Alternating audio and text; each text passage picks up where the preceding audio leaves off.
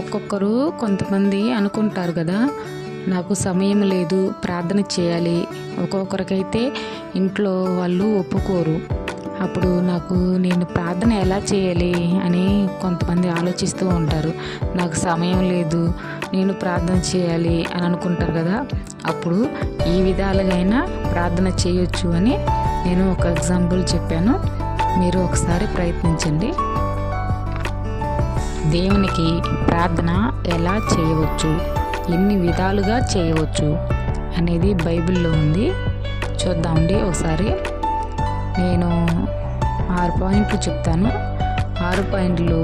మొదటిది, దేవునికి నిలువబడి ప్రార్థన చేయవచ్చు. మార్కు సువార్త 11:25.